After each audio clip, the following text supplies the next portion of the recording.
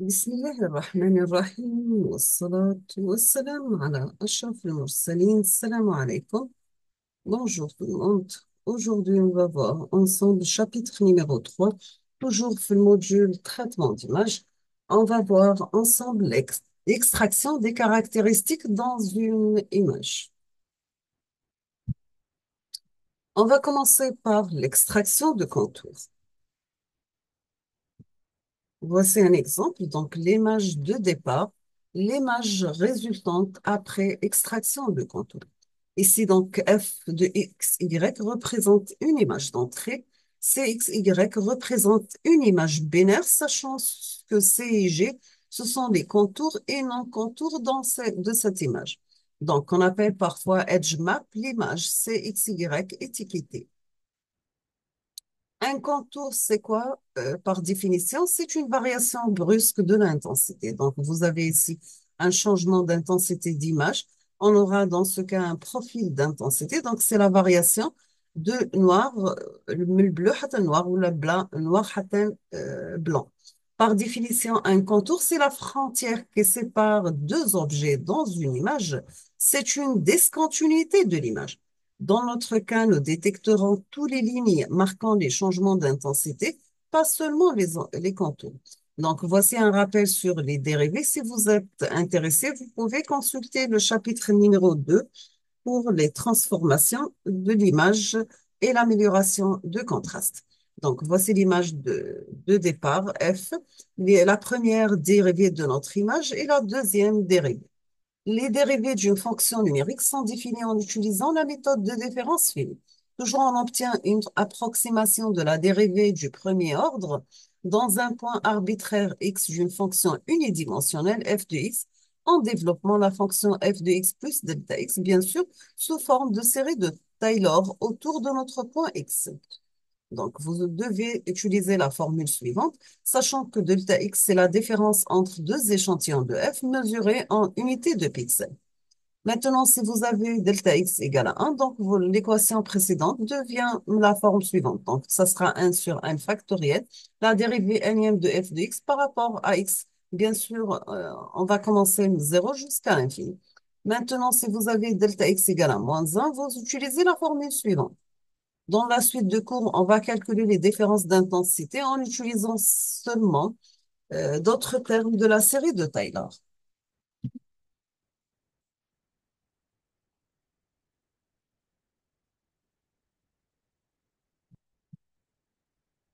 Toujours avec, toujours avec les rappels sur les dérivés, nous avons que la différence avant est obtenue à partir de l'équation numéro 2 de la forme suivante. Donc, vous aurez la dérivée de f de x par rapport à x est égale f' de x. Donc, ça sera f de x plus 1 moins f de x. La dérivée arrière, donc on obtient la dérivée de f de x par rapport à x égale à f' de x. Donc, ça sera f de x moins f de x moins 1.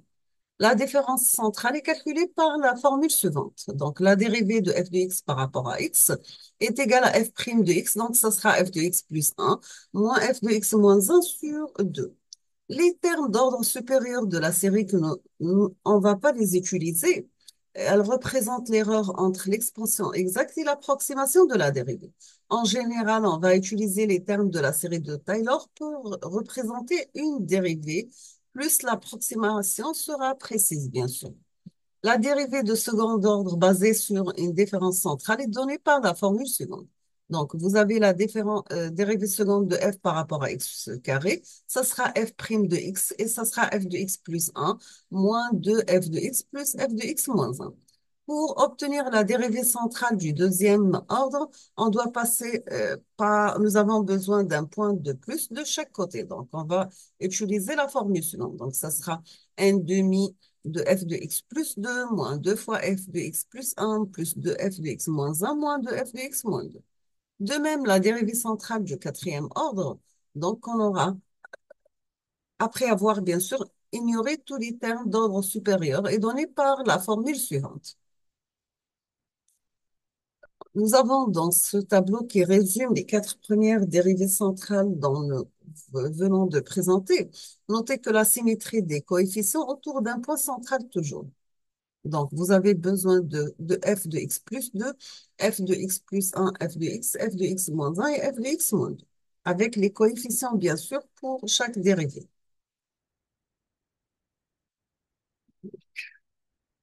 Les caractéristiques des points de contour, c'est toujours mise en évidence des angles de contour par la dérivée première et seconde. Voici en utilisant des fonctions continues. Un exemple ici en utilisant des fonctions discrètes. Pour la détection des points contours, on a besoin de faire l'utilisation d'un critère de décision. La dérivée première en utilisant les maxima locaux, la dérivée seconde, on va utiliser le passage par zéro. Quelle est la relation entre dérivée d'une image et contour? On peut observer qu'un contour correspond généralement à une discontinuité d'intensité. Une discontinuité d'intensité correspond à un pic au niveau de la dérivée d'ordre 1. Voici une coupe des niveaux de gris dans une image à deux dimensions. Voici le niveau de gris le long de la ligne rouge et la dérivée première des niveaux de gris. Et les contours, bien sûr, sont les maxima positifs et les minima négatifs. Donc, voici toujours dérivée d'une image et contour, l'image monodimensionnelle en niveau de gris. Sa première dérivée f', le module de la dérivée, donc on va passer par un seuil pour détecter les maxima, et les pixels contours, donc toujours le module de la dérivée première doit être supérieur au seuil. On va passer maintenant un petit rappel sur le gradient. Donc, l'outil utilisé pour trouver la force et la direction de contour à un point arbitraire, x ou y d'une fonction 2D d'image.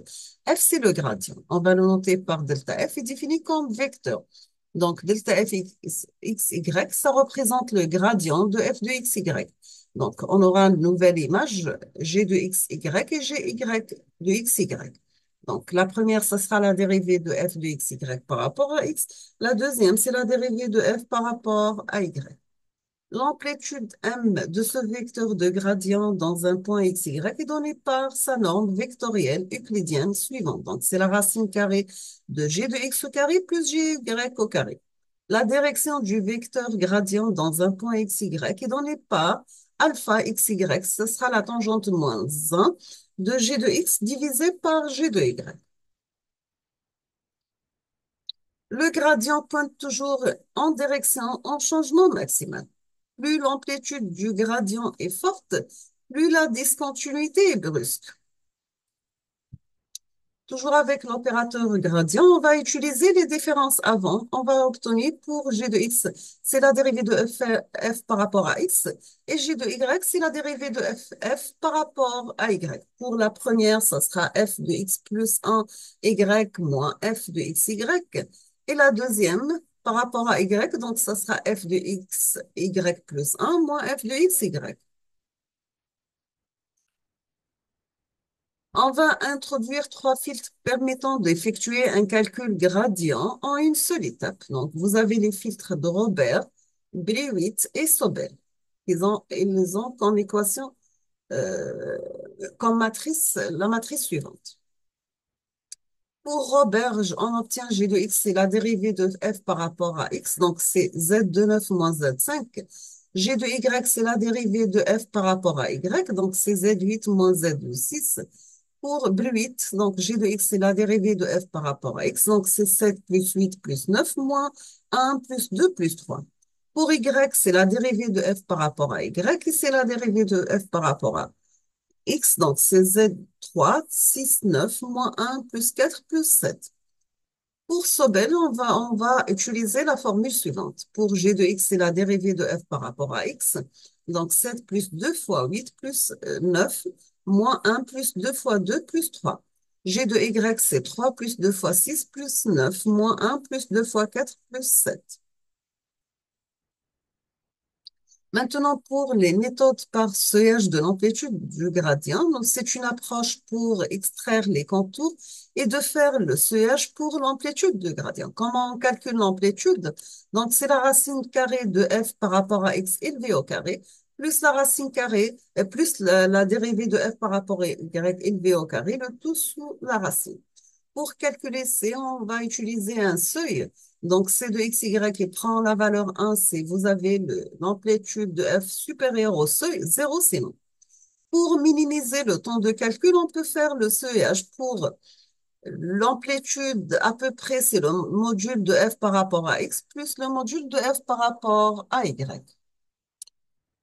Voici des méthodes par seuillage de l'amplitude de gradient. On va voir un exemple. Donc, l'exemple de l'image de départ. Ici, on va prendre un seuil égal à 30. L'image résultante, c'est on va prendre un seuil égal à 40. Voici le module de gradient de f. Et ici, c'est pour un seuil égal à 60 et pour seuil S égal à 100. On voit bien dans cette partie la disparition des contours. Maintenant, c'est les méthodes par seuillage de l'amplitude du gradient. Quel est son inconvénient? Du seuil avec un simple gradient, c'est une méthode sensible au bruit. Et deuxièmement, nous avons que les contours ne sont pas filiformes. Il permet l'apparition des pixels contours et pixels segments isolés. Donc, voici pour un seuil égal à 60. Ici, cette fois-ci, S égale à 60 avec un peu de bruit dans l'image. Quelle est notre conclusion? Donc, cette méthode ne fonctionne bien que pour les images sans bruit et avec des fortes discontinuités pour bien apparaître les contours. On va s'arrêter ici et on termine la suite dans la prochaine vidéo, Inch'Allah. Je vous remercie infiniment pour votre attention. Comme toujours, n'hésitez pas si vous avez des questions et à la prochaine vidéo, Inch'Allah.